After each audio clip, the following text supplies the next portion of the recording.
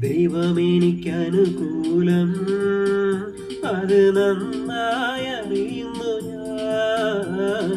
ദൈവമെനിക്കനുകൂലം, നന്നായി അറിയുന്നു ഞാൻ. ദൈവമനുകൂലമെങ്കിൽ ആരെനിക്കെതിരായിടും? ദൈവമനുകൂലമെങ്കിൽ